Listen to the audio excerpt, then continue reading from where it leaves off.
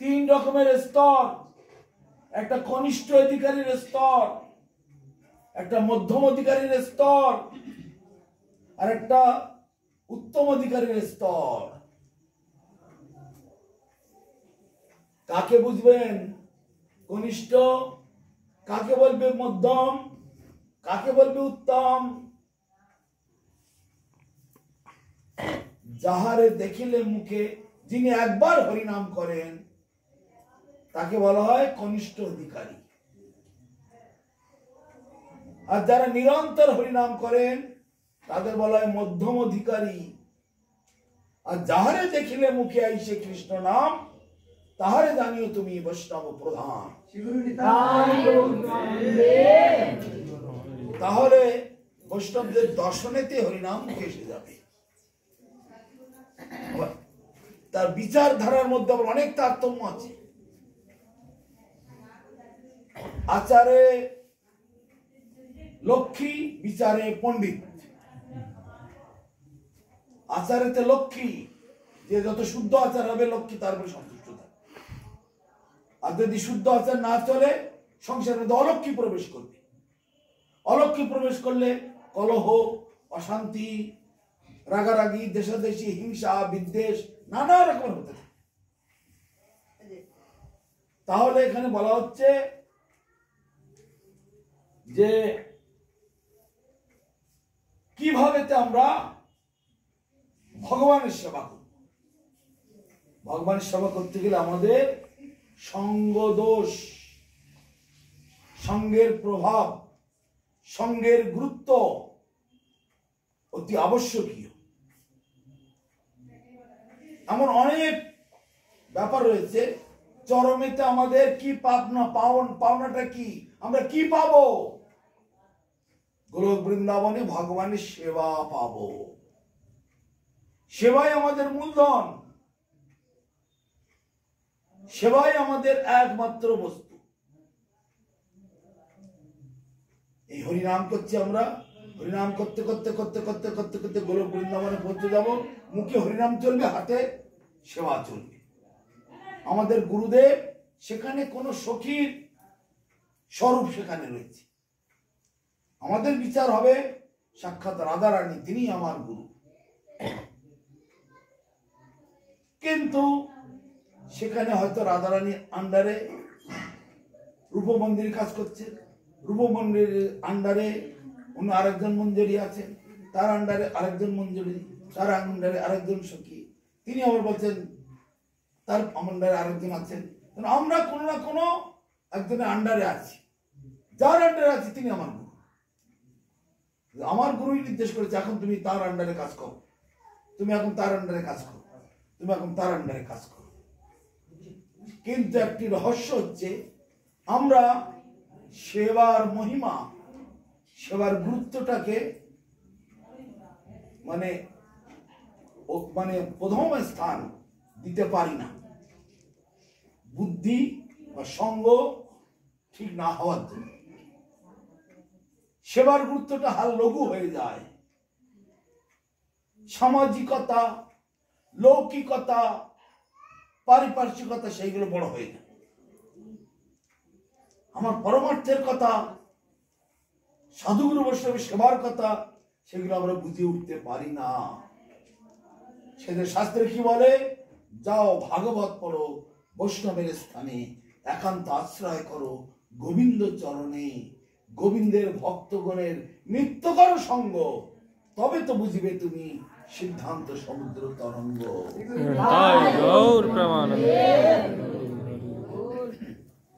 কথাটি বলার উদ্দেশ্য হলো গতকালের একটি ছোট্ট ঘটনা। মস্তক মুন্ডন করার সময় আমাদের গোরাচাঁদ প্রভু রেডি মস্তক মুন্ডন করে দেবেন। বাস কেউ কাকে বলে দিল এই মস্তক মুন্ডন করতে গেলে এই অমঙ্গল হবে, এই হয়, সেই পাপ, ওই পাপ হবে, সব ফেলে দিয়ে চলে গেল। সেই দেয়নি কোন না কোনো কারণ। কি কারণ? সেইটা তোমার কাছে লঘু বস্তু। ঠিক ঠিক ঠিক ঠিক ঠিক। গুরুতর বস্তুটা তুমি বুঝলে না, লঘু বস্তুটাই তুমি বুঝে গেলে। এগুলো সঙ্গ প্রভাবে হয়ে থাকে, সঙ্গ সঠিক না হওয়ার জন্য এগুলো হয়, বুঝলে? কেন তুমি বাড়িতে করতে পারবে না? এই তো বলছি, এরা বলছে। কেন এরা বলবে আর তুমি মানবে কেন? কেন তুমি মানবে? তোমার বাড়ির লোকেরা বলে তো হইতে মানাটা ফেলে দাও, বলে দেবে ফেলে দাও, ফেলে দাও, বলে দেবে তোমার বাড়ির দাদি।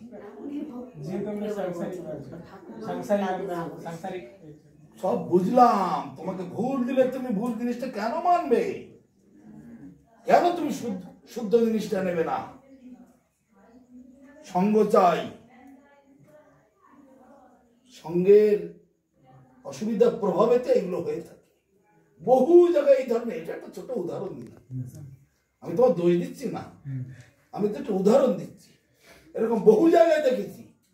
এখানে কানপুর বলে একটি জায়গা আছে মেদিনীপুরেতে, কানপুর, তাই না? কোন জায়গাটা জানো? ওই ওই বালির চকের ওই দিকে আরেকটু তমলুকের কাছাকাছি ওই দিকে না? কি আরে দীঘা রামনগর ওর কাছাকাছি কানপুর বলে একটা গ্রাম আছে।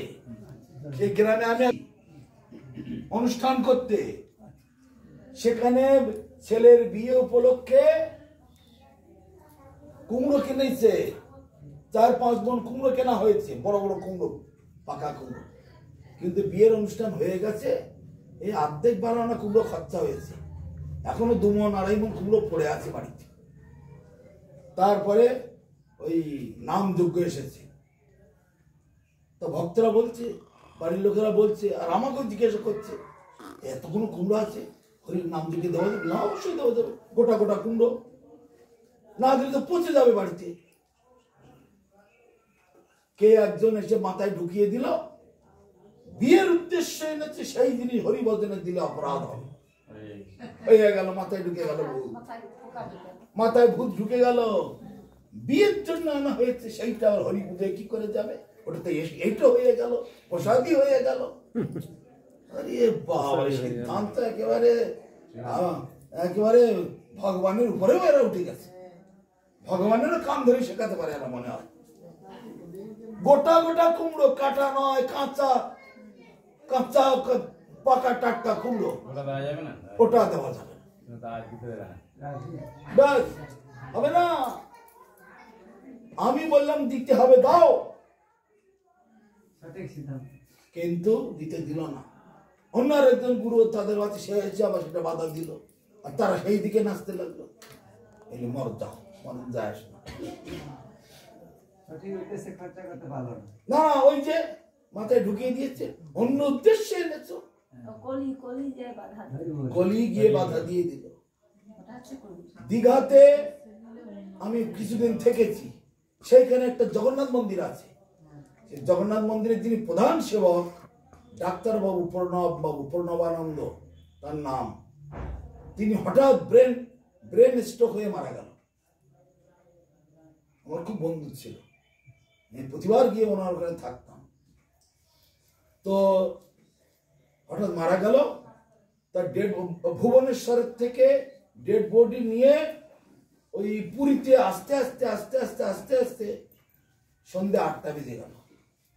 আর সেখান থেকে ডেড বডিকে সাজিয়ে গুজিয়ে ফুলমালা দিয়ে দীঘায় সমুদ্রের ধারে গিয়ে দাহ করা হবে। তো বাড়ি হচ্ছে তার মিরগোদা।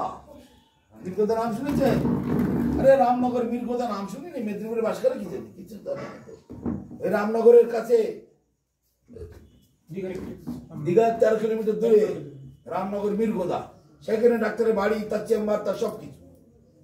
ডাক্তারবাবুকে নিয়ে যাচ্ছে ওখানে সমুদ্রের কাছে দাহন করতে, সেইখানে তার জগন্নাথ মন্দির। রাত্রি তখন 1টা বেজে গেছে। আমি বললাম চলো মন্দিরে, চলো আগে। মন্দিরে তো ঠাকুর শয়নে চলে গেছে 11টার সময়, 10টার সময়, 9টা-10টার মধ্যে। আর আমি যাচ্ছি 1টার সময় ডেড বডি নিয়ে। রাত্রি 1টার সময় গেলাম ওখানে। তার প্রধান সেবক, একমাত্র সেবক সে দেহ ত্যাগ করেছে,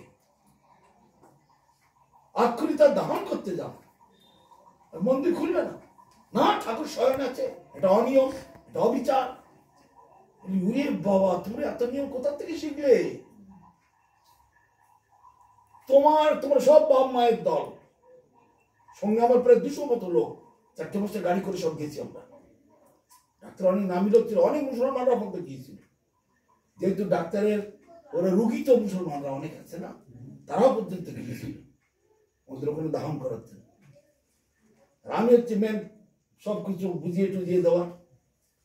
তো মন্দির খুলবে না। আমি তখন পূজাকে ডাকলাম, পূজারি ম্যানেজার, খোলো মন্দির খোলো।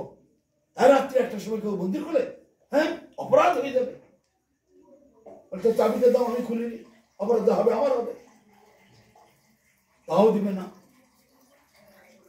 আবার দেখি আমাদের দলের মধ্যে কিছু কিছু রয়েছে মহাপণ্ডিত, তারা এত রাত্রে ঠাকুর শয়নে আছে, এখন কি খোলা যায়? কোন নিয়ম, কোন শাস্ত্রে আছে? সব খুব লেকচার মাছ, বেশ বেশ খুব লেকচার হয়েছে। দাঁড়াও, সব মা বাবার দল। তোমার পুত্রটা মারা গিয়েছে, এখন যাচ্ছে দাহন করতে, মা বাবা ঘুমিয়ে আছে, তাকে ডাকা যাবে না, বলা যাবে না, তোলা যাবে না। মা বাবা ঘুমিয়ে থাকবে, তার ছেলে পড়াতে যাচ্ছে, মা বাবা নাক ডাকিয়ে ঘুমাবে, সেখানে নাকে তেল দিয়ে ঘুমাবে? এটি সিদ্ধান্ত আছে নাকি কেউ কোনো মা বাবা এরকম আছে পৃথিবীতে? তারা মা বাবা ঘরে আমার এখন উঠতে পারবো না, আমার এখন ঘুম নষ্ট হয়ে যাবে, ছেলে পড়তে যাচ্ছে, যাও। এর হয়? ভক্ত মোর মাতা পিতা, ভক্ত আমার জীবন, ভক্ত আমার আপন সবকিছু। অহং ভক্ত পরাধীন, ভক্তের দাস আমি। ভক্তের কাছে ভক্ত আমাকে কিনতে পারে, বেচতে পারে, সবকিছু করতে পারে। খোলো মন্দির শিখে, হচ্ছে ধমক দিলাম, তারপরে মন্দির খুলল। খুলে মন্দির ভেতর থেকে মন্দিরের সামনে শুয়ে শয়ন করিয়ে দিলাম। দাও সব বার করো, চামর ময়ূর পাখা টাকা কি আছে, ধূপটা বের করো। আমি আরতি করলাম, জগন্নাথকে আরতি করলাম, সে আরতি প্রতিটি ডেড বডি কেউ আরতি করলাম। তোমার ভক্ত, তোমাকে তো সেই প্রতিষ্ঠা করেছিল, সেই তো তোমাকে মন্দির বানিয়েছে, সে এখন দেহ ত্যাগ করছে। তাহলে ওই আরতিটা ভগবানকে করলাম, আবার ওনাকেও করলাম, করে তারপরে সুন্দরভাবে সমাধা করে জগন্নাথের গলার বা মালার প্রসাদী মালাটা যা ছিল সে মালাটা দিয়ে ওনাকে পরিয়ে, তারপরে তাকে মন্দির বন্ধ করে, তাকে শয়নে দিয়ে মন্দির বন্ধ করে আবার ডেড বডি নিয়ে সমুদ্রের কাছে গেলাম, সেখানে দাহন করলাম।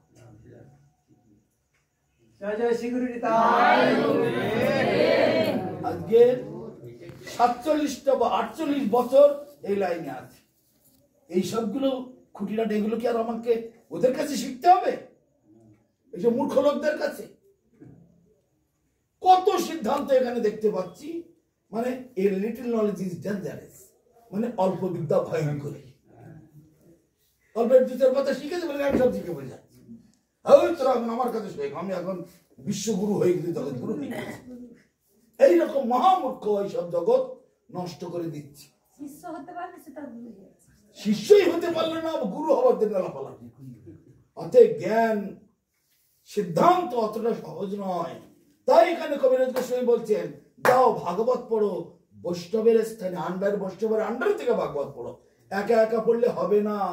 এদিকে আমরা কীর্তন করি, একা কি আমার নাহি পায় বল, হরিনাম সংকীর্তনে তুমি কৃপা করি শ্রদ্ধা বিন্দু দিয়া দেহ কৃষ্ণ নাম ধনে। এদিকে বলার বেলা ঠিক আছে, কিন্তু কাজে বেলায় আমি সব জানি, তুমি আমাকে আমার পিছনে আসো। চিন্তা করতে পারছেন কিরকম?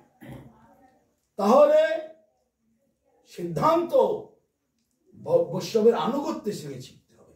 ভাগবত পড়ে ধুয়ে খেলেও তুমি সিদ্ধান্ত শিখতে পারবে না। পড়িয়া শুনে আলো গেল সারে খারে, কৃষ্ণ মহোৎসব বঞ্চিলা তাহারে। অতএব মহাপ্রভু যখন রঘুনাথকে, মহাপ্রভু চলে যাওয়ার আগে, রঘুনাথ তুমি যাও, রূপ সনাতনের আন্ডারে থাকবে। কারো আন্ডারে দিয়েছেন, রূপ সনাতন সিদ্ধান্তবিদ, তুমি ছোট্ট ছেলে, তোমার জ্ঞান বুদ্ধি এখন কম, তুমি রূপ সনাতনের আন্ডারে থাকবে। প্রথমে দিলে স্বরূপ দামোদরের কাছে। রঘুনাথ যখন প্রথম পুরীতে গেলেন, রঘুনাথ তুমি কচি ছেলে, ছোট ছেলে, স্বরূপের কাছে থাকবে, ও সেবা টেবা করবে। সেই থেকে রঘুনাথের নাম হলো স্বরূপের রঘু। স্বরূপ দামোদর তার সেবক রঘু, স্বরূপের রঘু। তারপরে মহাপ্রভু ধীরে ধীরে যখন টাইম হয়ে গেছে, এবার আমাকে জগৎ থেকে চলে যেতে হবে, তখন বললেন পরবর্তীকালে তুমি রূপ সনাতনের আন্ডারে গিয়ে থাকবে বৃন্দাবনে। বৃন্দাবনে গিয়ে রূপ সনাতনের আন্ডারে থাকবে। সব সময় মহাজনদের আনুগত্যে, বৈষ্ণবদের আনুগত্যে, যোগ্য ভক্তদের আনুগত্যে থাকো, তাহলে তোমার একটা সুরক্ষা হবে। একা একা মতবরি করতে যেও না।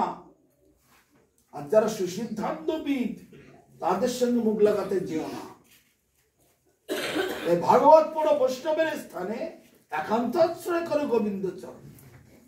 সিদ্ধান্ত জানিয়ে চিত্তে না করো অলস, যা হইতে কৃষ্ণে লাগে সুদৃঢ় মানস। সিদ্ধান্তে কোনো ভেজাল দিলে হবে না। যেমন একটা কথা বলি, বিদেশি ভক্তরা অনেকে আমিষাদি গ্রহণ করে। অনেক দেশ আছে শাকসবজি পাওয়া যায় না। আমাদের সাইবেরিয়াতে কিছু ভক্ত আছে, আর রাশিয়ার সাইবেরিয়াতে, যেখান থেকে পারিযায়ী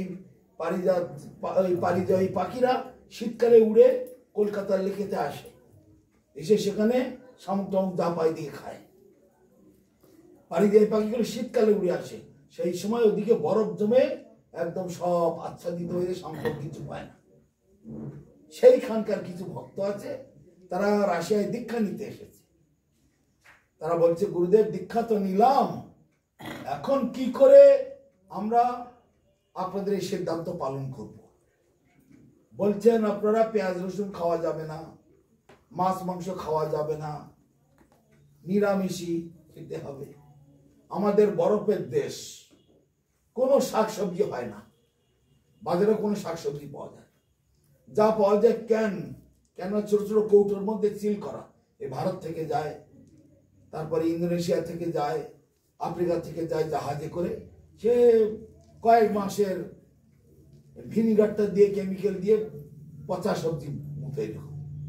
ও খাওয়া না খাওয়া সমান, মানে সব ওই ফ্রিজের জিনিস, ঠান্ডার জিনিস বরফের মধ্যে আর ওষুধ দিয়ে রাখে। তা আমাদের দেশে সহজে পাওয়া যায় মাছ। মাছগুলো শাকসবজি খায়, আর সেই মাছ আমরা খেয়ে ওই আমাদের শরীরের অভাবটা পূরণ করে। এখন আমরা কি করে বাঁচবো? তাহলে গুরু মহারাজ কি উত্তর দেবেন? খেতে বলবেন কি খেতে বলবেন না? যদি খেতে বলেন, খবরটা চারিদিকে ছড়িয়ে যাবে, এই তো গুরুদেব মাছ খেতে অর্ডার দিয়ে দিয়েছে, খাও সবাই, হই হই রই রই করে সব আরম্ভ করে দিল, বাস বাজার থেকে ভালো ভালো থেকে মাছ কিনে আন। আবার নাও বলতে পারছেন না। না যদি বলেন, এরা আর হরিনাম করবে না, মালা টালা ফেলে দিয়ে বাবা তোমার মালা তোমার থাক, তুমি চল। গুরুদেব এখন কোন দিকে যাবেন? এখন কি উপায়? সাপও মরবে, লাঠিটাও ভাঙবে না, এমনি একটা ব্যবস্থা করতে হবে।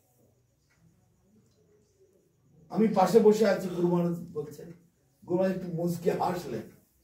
ওরা যখন বলেছে কিচ্ছু পাওয়া যায় না মাছ ছাড়া, গুরু মহারাজ আর কি বলবেন, একটু হাসির ছলে, মানে একটু মানে রসিকতা করে মজা করে বলে দিলেন, আগুনে পুড়িয়ে নিয়ে খেয়ে, আগুনে পুড়িয়ে খাওয়ার কি বলে, আগুনে সব দোষটা নষ্ট করে দেবে। কিন্তু ওই বিচার শেষ বিচার নয়। আমি পরবর্তীকালে গুরু মহারাজকে জিজ্ঞাসা করলাম, আগুনে পুড়িয়ে, বলতে এমনিতে আগুনে পুড়িয়ে খায়, সমুদ্রের ধারে সবে আগুন জ্বালায় আর মাছ মাংস পুড়িয়ে পুড়িয়ে খাচ্ছে, আগুনে পুড়িয়ে খেলেই বা তাদের মানে পাপ মুক্ত হলো কি করে? তখন গুরু মহারাজ বলছেন, মাছটা খেলে ওদের পাপ হবে। কত? 8 আনা 12 আনা বা কারো 10 আনা, এরকম পাপ হবেই যদি করে। কিন্তু হরিনামটা করলে 16 আনা তার পূর্ণ হবে, মুক্তি। তাহলে ওই 16 আনা পাওয়ার জন্য 8 আনা 12 আনা যদি লস হয়, তবু তো 4 আনা বাঁচবে। তবু তো চারে না বাঁচে। যেমন অনেকের কিডনি খারাপ হয়ে যায়, কি করবে? রুগীটা ছেড়ে দিলে তো মরে যাবে। কিডনিটাকে যদি অপারেশন কেটে ফেলে দেওয়া হয়, একটা কিডনি থাকে, একটা কিডনিতে যাই করে কিছুদিন তো বাঁচবে। আর যদি একবার ছেড়ে দেওয়া হয়, রুগীটাই তো মরে গেল। কিছুদিন বাঁচিয়ে রাখতে গেলে অন্তত একটা কিডনি অপারেশন করে বাদ দেওয়া হোক, আর একটা কিডনিতে চালিয়ে নেবে যাই করে। ডাক্তাররা এই বিচার করে। চোখ খারাপ হয়ে গেছে, যাই করে একটা চোখ একটু বাঁচুক, এক চোখে দেখতে পেলেও তবু তো তার যাই করে সে চলতে ফিরতে পারবে। আর যদি দুটোই ছেড়ে দিই, তার সে দুটো চোখই দেখাবে। একটা খারাপ হয়ে গেলে তার অ্যাকশনে আর একটা খারাপ হয়ে যাবে। কারণ এরকম একটা নালিতে দুটো চোখ থাকে, একটা ডালের উপরে দুটো কিডনি থাকে। ছেড়ে দিলে এর ইনফেকশন হয়ে ওটাও খারাপ হয়ে নষ্ট হয়ে যাবে। সেই জন্য যাই করে কিছুদিন বাঁচিয়ে রাখা। তার যদি আমি একেবারে না করে দিই, হরিনাম মালা টালা ফেলে দিয়ে ওরা চলে যাবে, তাহলে হরিনাম আর করানো হলো না। অতএব সেই জন্য হাও বলা যাবে না, নাও বলা যাবে, এগুলো হচ্ছে সিদ্ধান্ত। যেন তেন প্রকারেণ মন কৃষ্ণে নিবেশ হয়, যে কোনো প্রকার মনটা ওদের কৃষ্ণের দিকে দিতে হবে। মুসলমানের দেশ হোক, খ্রিস্টানের দেশ হোক, আর এই বরফের দেশ, ইহুদির দেশ, বুদ্ধিস্টের দেশ, সমস্ত দেশের লোকেরা এখন হরিনাম করছে। কিভাবে? এই ভাগবতীয় সিদ্ধান্ত দ্বারাতেই। এরকম কোন ঘটনা ভাগবতে আছে? বহু আছে এরকম ঘটনা।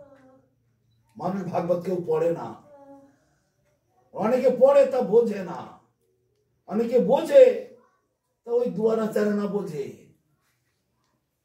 কেউ কেউ হয়তো বেশি বোঝে, 12 আনা 16 আনা বোঝে, কিন্তু তাদের খুঁজে পাওয়া যায় না। এই ভাগবতের একটা সিদ্ধান্তের কথা বলি। একবার দুর্বাসা মুনি বনের পথ দিয়ে যাচ্ছেন, বনের পথ ক্ষুধার্ত, প্রচন্ড ক্ষুধা পেয়েছে। এই বনের মধ্যে গাছে একটা পাতা পর্যন্ত পাচ্ছেন। দুর্বাসা নাম হয়েছে কেন? দুর্বা ঘাসের রস খেয়ে খেয়ে থাকে, দুর্বা ঘাসের রস খেয়ে থাকে। আর তার সাথে দুর্বাসনা, খারাপ ধরনের তার চিন্তা ভাবনা থাকে, যাকে তাকে অভিশাপ দেওয়া, যাকে তাকে কড়া মেজাজ দেখানো। আসলে এটা ভগবানের ইচ্ছাতেই করে, ভগবানই করায় জগতের লীলা। সুইচ বন্ধ করলে কি হয়? বন্ধ করতে জানেন না সুইচ কে বন্ধ করতে? দুর্বাসা যে বনের পথ দিয়ে যাচ্ছেন, ভগবানের ইচ্ছাতে তার প্রচন্ড ক্ষুধা। ওই সময় ক্ষুধা লাগার কথা নয়, প্রচন্ড ক্ষুধা, এমন ক্ষুধা প্রাণ যায় যায় অবস্থা। গাছের একটা পাতা পর্যন্ত খুঁজে পাচ্ছে না, দুটো গাছের পাতা ছিঁড়ে খাবো তাও পাচ্ছে না। তখন কি করলো দুর্বাসা? তখন চারিদিকে দেখছে কোথাও কোনো মানুষের বসবাস আছে কিনা, কোথাও কোনো মানুষের বসবাস আছে কিনা। তখন দেখতে দেখতে দেখতে দেখতে ওই দূরে কিছু ঝুপড়ি ঝাপড়ি বাড়ি দেখা যাচ্ছে। তার মানে বন্য মানুষ কিছু আছে যারা ওই পশুদের সঙ্গে লড়াই টড়াই করে কোন রকমে বেঁচে থাকে, যাকে বলা হয় চণ্ডাল। কি জানো? সবর জাতি। আর কি জানো বলে? যারা কুকুর বংশ খায়, কুকুর টুকুর খায়, কুকুর শুয়োর এসব যারা ভক্ষণ করে, যোগী। ওই ভক্তিবর কীর্তনে রয়েছে শপথ গিরিয়ে ভোজন করিব পিব সরস্বতী জল, কীর্তনীতে এগুলো রয়েছে। তো ওই শপথের বাড়ি দেখতে পেল, দৌড়ে সেখানে গিয়ে মা মা করে চিঠিয়ে পড়েছে। এই কে কে? ঘর থেকে একটা মহিলা বেরোলো, মা আমাকে খেতে দাও, খেতে দাও, আমি মরে যাচ্ছি, আমাকে খেতে দাও। আর কি খাবার দেবে? শপথ জাতি চণ্ডাল, তারা কুকুরের মাংস ছাড়া আর কিছু খায় না। কুকুরের মাংস, শুয়োরের মাংস, গাছে পাখি বাঁদর টাঁদর থাকে তার মাংস। আর দুর্বাসা হচ্ছে ব্রাহ্মণ, সে একজন পরম বৈষ্ণব। যেমন একাধারে ব্রাহ্মণ একাধারে বৈষ্ণব। কি করবে সে? মহাবিপদ পড়ে গেছে। আর ও মা গো, সাধু এসে পড়েছে, মা খেতে দাও বলছে।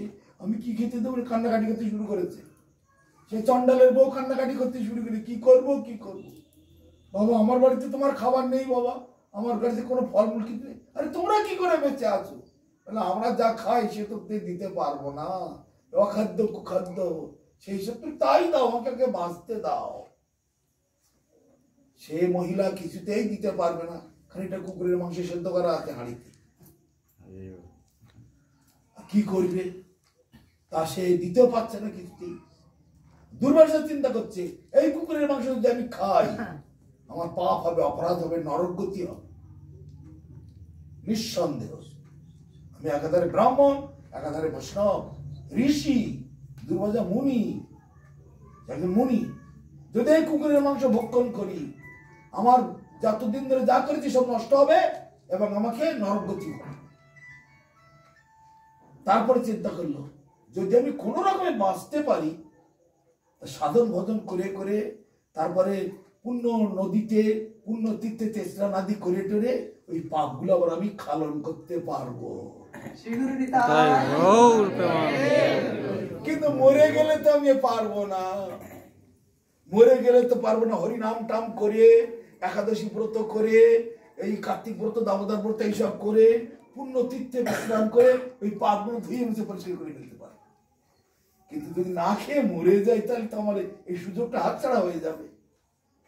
তখন কিছু না বলে ঘরের মধ্যে দেখলো উনুনের উপরে হাঁড়ি চাপানো রয়েছে, দৌড়ে গিয়ে সে হাঁড়িটা ধরে নিয়ে বসে ঝপঝপ করে খানিকটা বের করে খেয়ে নিল খানিকটা মাংস, জীবন বাঁচাবার জন্য। খানিকটা মাংস মাংস খেয়ে জীবনটা বাঁচলো। নিচে একটা সরোবরের জল, ওর পাশে সরোবর ছিল, সরোবরের জল একটু খেয়ে জীবন ধারণ করলেন, করে তারপরে আশীর্বাদ দিলেন, তোমরা ধন্য হও, তোমাদের মঙ্গল হোক, কল্যাণ হোক, বলে চলে গেল। ওই মা ওই ওই কি বলে আদিবাসী মহিলা, শপথের মহিলা নিজে হাতে দিতে পারলো না, ভয়েতে আমার পাপ হবে। যেমন ওই কৃষ্ণকে পায়ের ধুলো দিতে পারেনি নারদ, শুক, শিব, ব্রহ্মা, ইন্দ্র, বারিবর কেউ দিতে পারেনি, কিন্তু ব্রজের ওই গোপীরা তারা পায়ের ধুলো দিয়ে দিত। মহা মহা জ্ঞানী গুণী লোকেরা পায়ের ধুলো দিতে পারলো না।